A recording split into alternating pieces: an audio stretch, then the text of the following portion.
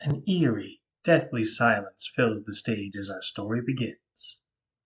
The only sounds that can be heard are that of crickets chirping in the distance. We slowly fade up on the inside of a chapel. The interior is done up like an old-fashioned church. There are pews situated in the area, and an altar towards the back portion of it. The altar, for the moment, is shrouded in darkness, but you can just make out something that is laying upon the stone slab of it. Is it a figure, perhaps? We don't know for sure. We soon hear voices from off stage, as if people are approaching the chapel. Father, are we almost there? My feet are aching from walking. Almost, son. Almost. Just a bit further. Soon we hear the sound of chapel doors creaking open. Two figures enter the stage. One, a man who looks to be about 35 or 40 years of age, and a boy who looks to be about 11 or 12 years of age. They are both dressed in modest-looking clothes, something that doesn't quite convey a specific time period. This could be any time period, past or present. The man turns on some lights within the chapel, as the boy heaves a tired sigh and sits down in one of the back pews. Phew! Goodness, I thought my feet would fall right off, we walked so much. Never mind that, Tad. Right now, help me set everything up for your night to watch. Father, must I do this? Must I be up here alone all night in this creepy old chapel, without you or Mother nearby? Now, Tad, don't start in with your belly aching. You've begged me for weeks and weeks now to have you take a shift up here. You wanted to prove you're becoming a man. I believe those were your exact words. Well, yes, I suppose they were, but all night? Until morning? Can't someone come relieve me in a few hours or something? That's not how this works, Tad. It's been this way for months and months.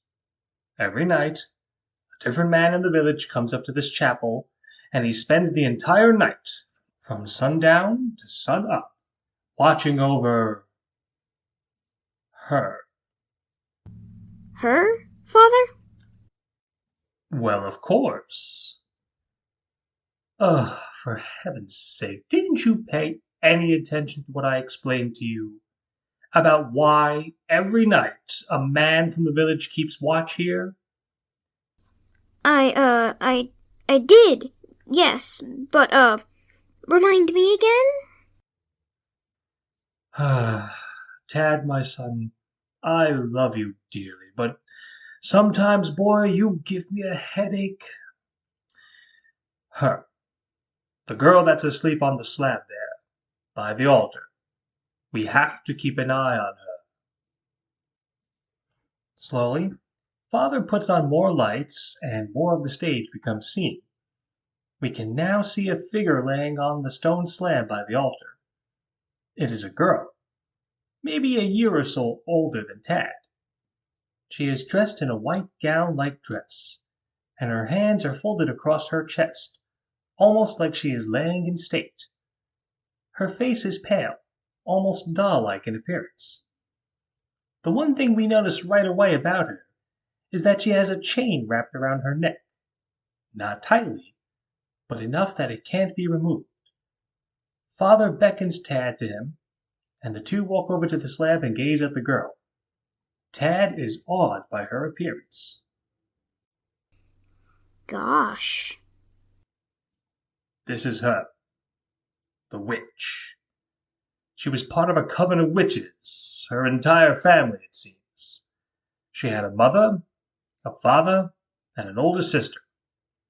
We managed to corner and kill the parents and her sister, but we were asked to spare the life of this one by the women of the village. Oh, goodness, she's so young, so innocent. Technically, we've not seen any proof of her evil that she's done. Find it in your hearts to spare her. So, the men of the town reached a compromise with the women. We'd spare the life of this girl, but She would remain prisoner here in the old abandoned chapel on the hill. The priests and holy men of this town, and many towns over, came and put that chain around her neck, and blessed it with prayers and protection. For the last few months, things have worked out for the best, but, to be on the safe side, every night, someone volunteers to come here and watch over her, lest she try to escape. Gee, she's really beautiful. I don't want to hear any talk of that sort. This girl might seem like an innocent, beautiful creature, yes, but don't be deceived, Tad. I've heard many of the men in this village talk of the evil they see in her eyes. How beyond the veil of her being a sweet, demure young girl, they see little snippets of a horrible, wretched, evil witch beneath. She uses her innocence and charm to try and guilt the men into freeing her, out of sympathy, but thankfully, none of the men have succumbed to such a thing.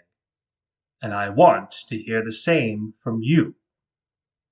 She really does that sort of thing? Gosh, how long would I have to put up with her doing it? It depends. Some nights she gives up after just a few minutes.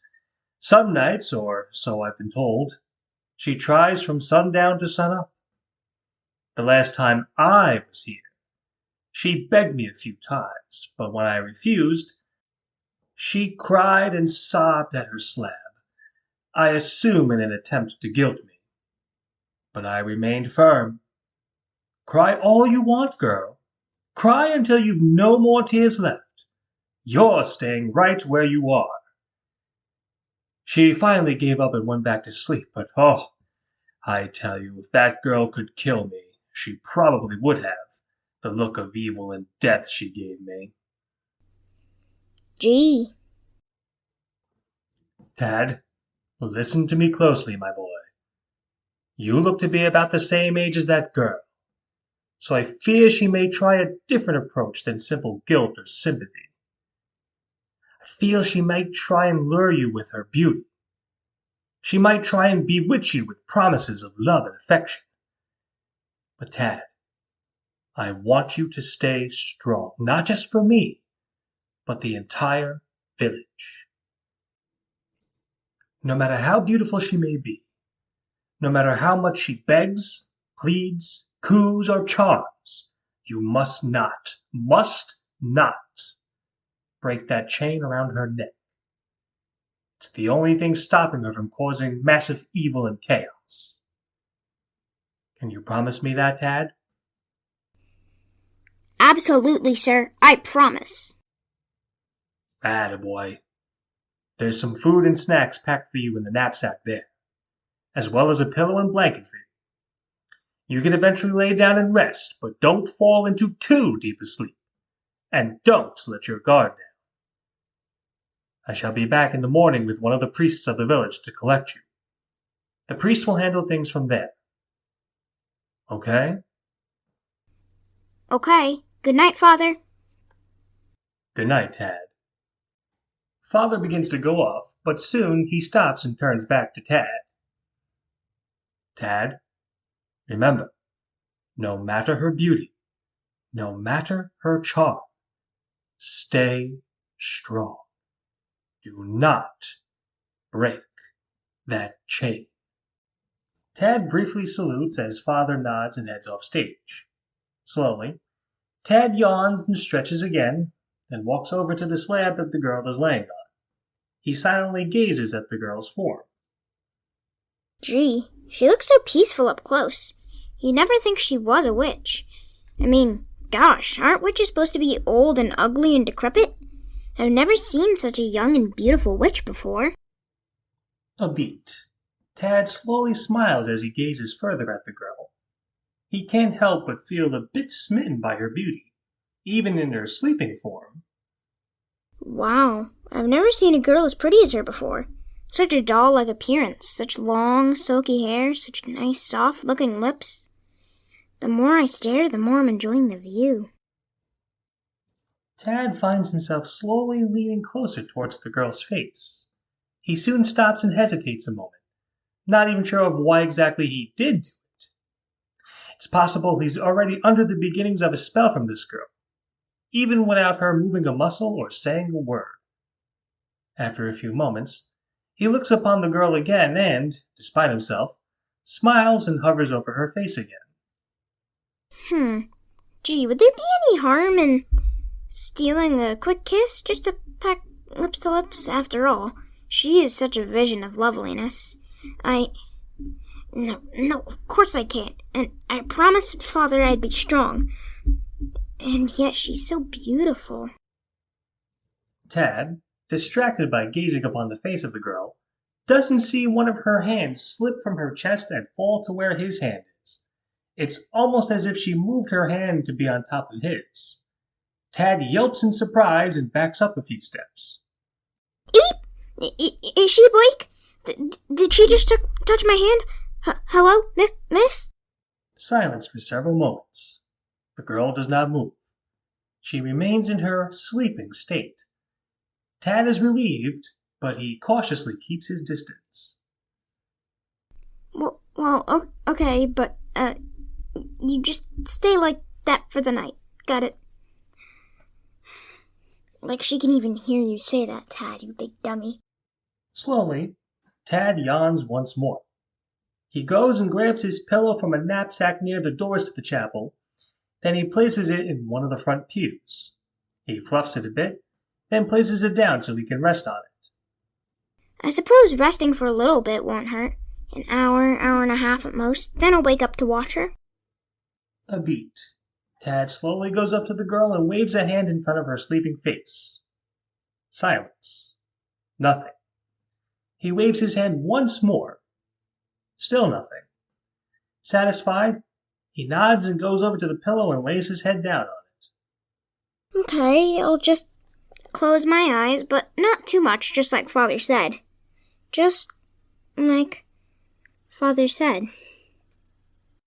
Tad yawns sleepily, then drifts off into sleep. Silence. An eerie, ominous silence. Soon, we can hear Tad snoring, softly but audibly. From over at the slab, the hand of the girl, which slowly fell onto Tad's hand earlier, is focused upon. Soon, her fingers begin to twitch.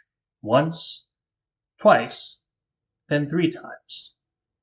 Ominously, the figure of the girl slowly begins to sit up, her eyes still closed. Once she is in full seated position, her eyes shoot open, and she is staring directly at the audience. She slowly glances over at the sleeping form of Tad, getting a good look at him. For a brief moment, she seems genuinely surprised. She's more than likely used to adult men watching over her. However, once this surprise wears off, she slowly grins slyly as she continues to look Tad over. She seems to be concocting something in her mind already, and she hasn't said one word. Tad lets out a small snore again as the girl stifles a giggle. She moves herself so her feet dangle over the edge of the slab. It appears she's ready to put her plan into motion. She slowly inhales a breath. Then, Tad jolts awake with a snort. What the? He nearly falls off the pew that he is laying on. He scrambles to his feet, alert and wide awake. Who's that? Who just screamed? Who? Oh. He is now eyeing the girl, who is also on her feet, looking quite scared and nervous. You stay away. Don't come near me. Leave me be. Well, miss, wait a moment. It's just me, the boy watching over you for tonight. See, just me. He takes a few cautious steps towards the girl. Oh, goodness. You are just a boy my age. I'm terribly sorry, sweetie. It's just that those awful men in the village, every time they come up to this chapel, they frighten me so much.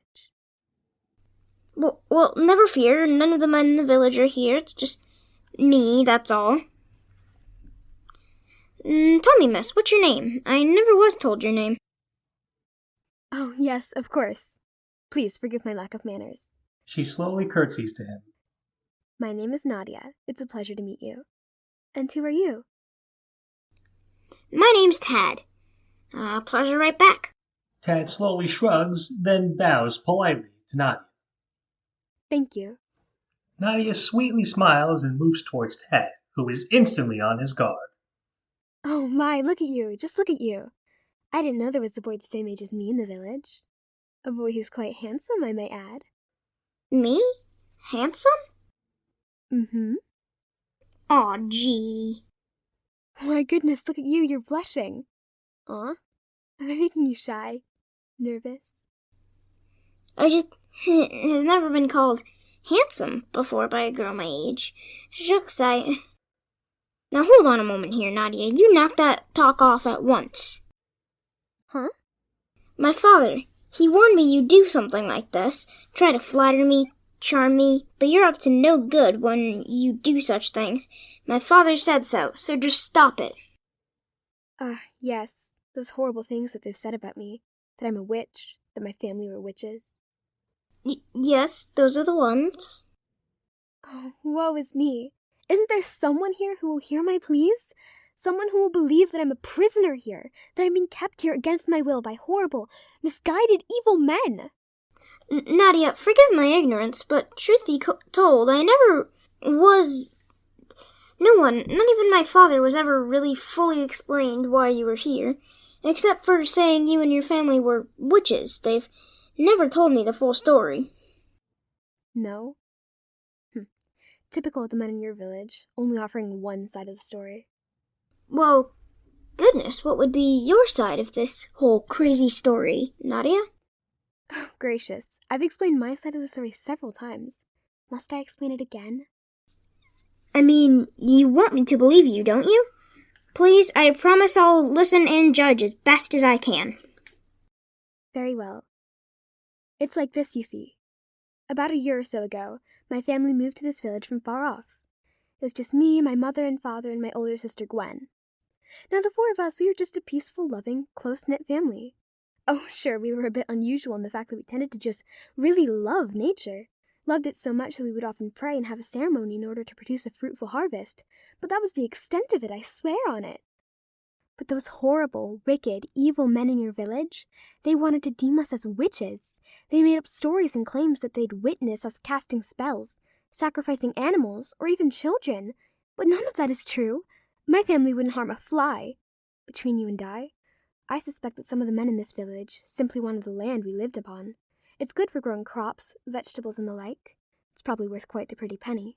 So, one night, about 6 months ago, the men in your village, they set upon my home with torches and pitchforks. Goodness, just thinking about it now sends shivers of grief down my spine. They banged on the door to my home, and when my father answered, they demanded we pack up and leave, or else suffer the consequences. "We don't want your evil here, witches, get out!" one of the men cried. But my father, the brave man he was, he stood his ground. "We will not move from this spot, good sirs, and you can't make us. We are peaceful people, not witches as you claim." Before my father could get another word out, someone took out a pistol and shot him dead, and my poor mother, she tried to aid him, but those men, they stabbed her through the heart with a knife. Gwen and I, we tried to flee, tried to run for our lives, but they grabbed both of us and took us outside. They threw Gwen to the ground and they set her on fire. Yes, they rained torches down around her body. Oh, gracious me, I can still hear her screams of agony as the flames consumed her. It'll haunt my dreams forever. Oh my gosh! Thank goodness some of the kind women of the village came in time to beg the men to spare me. "Spare this poor, sweet girl," they all said. "She's done nothing wrong. She's so young, so innocent. There's not even any proof that shows she's a witch like you claim." Well, I don't know why, but the men, they finally agreed. The deal was, I was forced to stay in this chapel for the rest of my days. Some strange men with holy powers, or so I was told, put a chain around my neck. She motions to the chain around her neck. This chain right here. And they prayed over it. If you ask me, those were the warlocks around here, not I, not my family. And ever since then, whatever spell they placed on this chain, I simply cannot exit this chapel. Anytime I try to flee, I'm pushed backwards, zapped with some kind of energy. It hurts so much. But what hurts more? The fact that no one believes me. The men who come up here night after night, no matter how much I beg and plead my case, they don't believe me. So here I stay, day in and day out. The men of your village claim it's to protect everyone that lives here, claim it's to keep me from creating and inflicting horrible destruction and evil, but I hear the whispers sometimes, see those men grinning and eyeing me. Oh, Tad, some nights I fear the men wish to descend upon me and have their way with me. No, they wouldn't. No one could be that wicked and evil. I fear they will. I fear my days of being safe and unspoiled are growing short, and that's why. Tad, I need someone to free me. Someone to get this wretched chain off my neck so I may run away from this village. She slowly locks eyes with Tad. Tad, you could be the one who frees me. You believe my story, do you not? Well, I pour my heart out to you, a stranger. I tell you of the horrible fate my family went through, and the mistreatment and indignities I've suffered, and you give me a well? Just like that? Nadia, please try to understand. Oh, I understand. I understand perfectly. Nadia emotionally wipes her eyes of tears. You think I'm lying, just like the others before. Nadia, No, you don't need to try and explain. I understand fully. I thought perhaps a boy my own age would understand better than one of the adult men. I thought maybe a boy like you would be kinder, sweeter, more pure of heart. She slowly puts a hand to Tad's cheek. Tad is awestruck and he blushes. But I suppose I was wrong. Her face moves closer to Tad's. Her lips are just inches from his now. He is mesmerized. It's fine if you don't believe me. It's all right. I suppose I'll just go back to sleep then. Nadia lingers close to Tad's face, perhaps on purpose, perhaps not. She soon moves away from Tad, who stares at her, spittness beginning to settle into his being. Nadia, hold on, wait, come back. Yes? What is it? Nadia, it's not that I disbelieve you, it's just, well, you must understand, my father, he told me that you would try to do something like this to me, try and tug on my heartstrings, make me feel guilt and sympathy. I feel very much for you, and I'm sorry that your family was killed. Believe me when I tell you I've heard nothing but warnings about you when it comes to things like this. You must concede, with so many men in the village saying the same thing, it makes me wary. So, just because your father tells you something you automatically believe it, is that right? Well, I suppose so.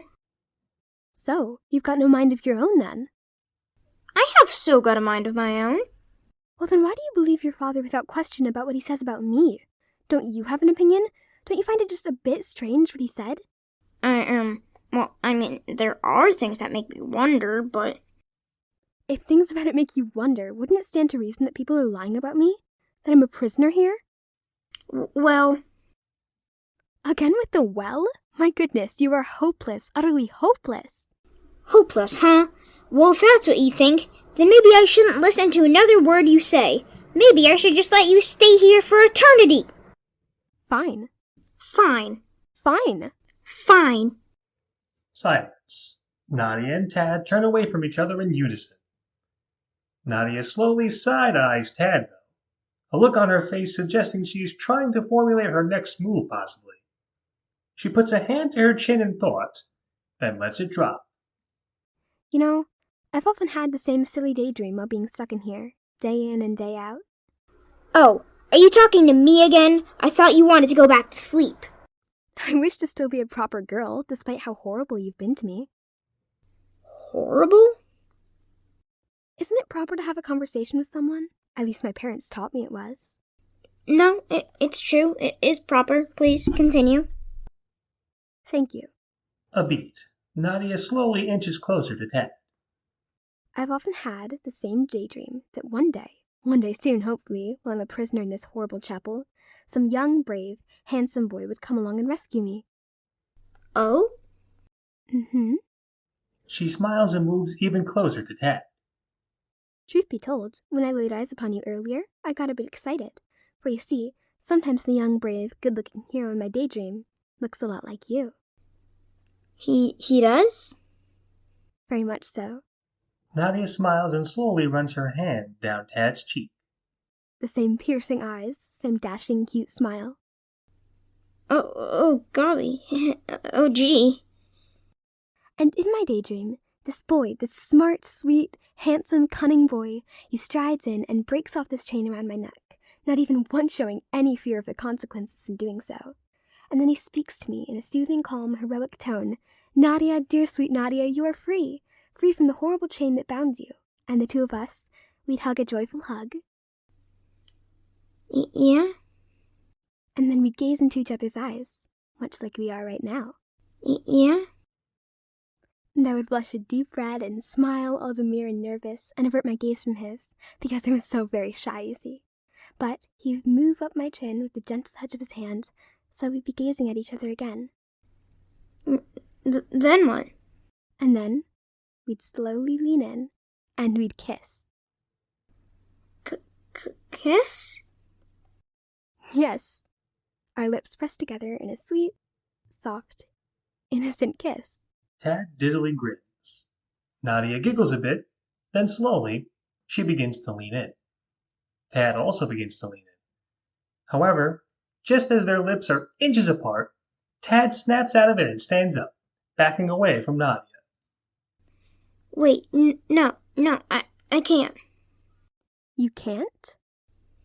Nadia, I'm sorry. You're indeed a beautiful girl, the most beautiful girl I've ever laid eyes upon, but I promised my father I would have self-control, that I wouldn't give in to your charms and beauty. I have to keep that promise. You're still not convinced that I am an unwilling prisoner here? That these men of your village have chained me here for horrible reasons? I want to believe you, but my father, but... Oh, again, with your blasted father. Can't you see that he's part of this whole horrible plan as well? What? Your father. I know him quite well. He's one of the ones who has awful, disgusting plans for me. I know it, I just know it. He'll be one of the ones leading the charge to do unspeakable things to my person. My father? That can't possibly be right. Tell me, your father, does he have a scar on his left cheek? He does, yes. And does he walk with a slight limp as well? He does, from an old war injury. And furthermore, when he disciplines you, does he use a slightly broken old baton? He does. Nadia, how did you know all of that? I know because I've seen him before. Seen him eye me, seen him grin that sadistic grin as he looks at me, talking about what an innocent, delectable morsel that young maiden is. I'm sorry this news has to come from me, Tad, but your father is not the upstanding good man you think he is. My God, my own father having such sick fantasies like that. When he's happily married to my mother, I'm stunned. All the more why you should free me. Don't you wish to do the right thing? Don't you wish to be like a hero, a saint in the eyes of the Lord? Of course. And would you really turn a blind eye to my suffering? Would you let those men harm an innocent girl? Of course not. But what if this is a lie? Then again, my father might be the one lying. Goodness, I'm so confused, so conflicted, I can barely get my thoughts straight. Nadia slowly advances towards Tad, who gazes at her, mesmerized, frozen to his spot. Nadia comes up to Tad and gazes deeply into his eyes, her lips just inches from his. She places a hand on his cheek gently as she speaks. Tad, please. I'll ask you one last time, beg of you one last time. Break this horrible chain around my neck. Free me from this imprisonment that the horrible men of your village have put upon me, before they do Lord knows what to me. If you do it, I swear, I'll forever be in your debt. We may be young, but we can run away together and live happily. I shall cherish you in my heart for the rest of my days as the brave hero who defied the hatred and bile and lies put forth by the men of this village, especially your father's. But before that can happen, you must, absolutely must, free me from this chain that binds me. Please? Pretty, please? Slowly, Nadia smiles a demure smile and she leans in a bit, but stops just short of kissing Tad. Tad, dizzily, smittenly, puckers his lips out eagerly for a kiss. Nadia grins, an ominous hint of devilishness as she does. Slowly, she puckers her lips out, a full, alluring pucker, and presses them to Tad's in a kiss. Tad's eyes widen in awe. Then they cross and dizzily close. Nadia holds the kiss for a count of 5, then slowly breaks it off and smiles. Again a demure but ominously evil grin as she does. So, will you break this chain then? And quickly? Silence. Tad is absolutely entranced, over the moon. He gazes at Nadia, who gives another demure, coy smile. She almost has Tad completely under her spell, but some small vestige of a fight is left in him. I can't. My father told me not to trust you, not to listen to you. Nadia slowly puts a finger to Tad's lips, then steers him so his back is right by the sled. Shh. Tad, my sweet, silly fool. No more words. Perhaps one more kiss will convince you? Yes? Tad opens his mouth to speak, but again, Nadia puts a finger to his lips. With a small giggle, she puts her hands to his cheeks and guides his face to hers, and she deeply kisses him on the lips. Tad's eyes widen again in shock, then dizzily close. Nadia continues the kiss as Tad's legs shake, then begin to buckle. Nadia slowly breaks off the kiss with a flourish and moves away from him, smiling as she does. Tad stands stone still, a dazed, lovesick grin on his face. He slowly teeters back and forth a few times, looking like he's about ready to faint, but he's trying to steady himself. Nadia watches this with an amused smirk and stifles a giggle as she slowly approaches him. Soon, she is face to face with him. Tad gazes smittenly, dazed at her, as she, without a word, smiles, leans in, and kisses him gently, softly, sweetly on the nose, almost as if putting the finishing touch to topple Todd over. Sure enough, Tad lets out a smitten sigh and slowly topples over onto his back on the slab. He lays dazed, motionless, for several moments as Nadia giggles. Tad, open your eyes and look at me. Tad's eyes flutter open. In a daze, he slowly sits up. His eyes lock to Nadia. She smiles and brushes some hair demurely from her face as Tad slowly touches his hand to his lips, then lets it drop and smiles smittenly. The chain. Tad, break it now and I shall be yours. Tad gazes silently at Nadia, who smiles and nods yes, almost as if saying, "It's true, I will." Eagerly, Tad looks around his immediate area, then spies a hammer and chisel. He races over, grabs them, then goes over to Nadia, who giddily lifts up her chin so Tad can work at the chain. He chisels at it for a few seconds, then, with one mighty swing, he breaks it. In unison with this break, we hear a thunderclap outside. Nadia grins, but her grin is an evil, ominous, chilling grin.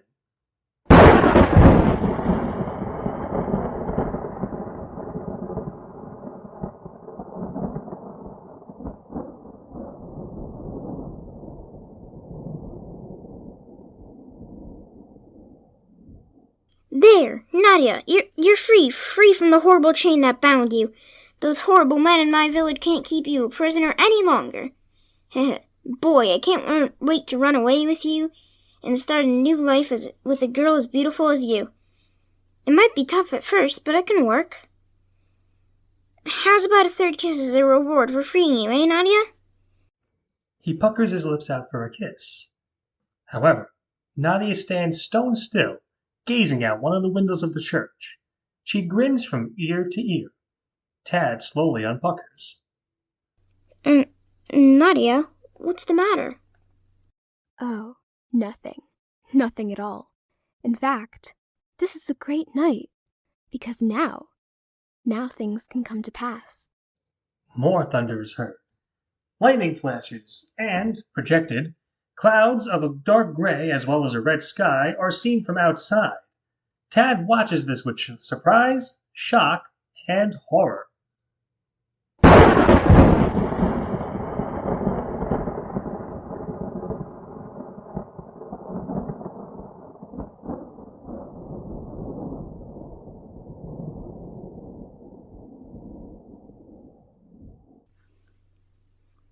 What the sky? It's turning red, and those storm clouds, they've come from nowhere. The trees are shaking, and lightning is flashing everywhere. Oh no. Oh, yes. No. Yes. The color drains from Tad's face as he points a shaky finger at Nadia. You... What about little old me, Tad, darling? She slowly advances toward Tad. Get away from me! Stay away! You tricked me! You charmed me into freeing you, and I fell for it! Oh Lord, I fell for it! I did, didn't I? Gee, I guess I was the liar after all, and not your father. You know, it sure was a big help that you're the same age as me. I was able to use my charm and skill a bit more than with those oafish, horrible older men who usually watch over me. Nadia, what's that happening outside? What is all of that? That? That, dear Tad, is just the start of the things to come. First, revenge against this dreaded town of yours for what they've done to my family, as well as me. Huh. How dare they accuse my parents, sister, and myself of being witches? I mean, they were correct in thinking, but it's the principle of the thing. It can't be. Ah, but it is. And as soon as your town is completely destroyed, I shall set out to unite the others of my standing, and together we shall rule this world with dark magic and have it under our iron fists. That chain, the one that was blessed and prayed over by the elders of the town, it was the only thing that stopped me from leaving. But not anymore. No, this can't be. I'm dreaming, aren't I? Any moment now, I'll wake up and you'll still be on that slab and things outside will be normal, right? Right? Tad, thank you so much for your help, my dear. Oh, no, don't be upset with me, sweetie. Listen, if it makes you feel better, I was being honest when I said you were handsome. And as a reward for freeing me, I most certainly will run away with you. I shall spare your life from the coming destruction. Though if you do wish to keep safe and out of harm's way, I suggest you stay in the chapel. Nadia, no, you can't, you mustn't. Tad, please excuse me for a few minutes, won't you, love? I have some things I must attend to. She kisses him, almost mockingly, on the nose. I won't be gone long. Nadia turns and begins to stride out of the chapel. She soon begins to giggle, a small, light, airy giggle. However, the giggle gets louder, eviler, more deranged as the seconds pass. Soon, it's a full-on witch cackle.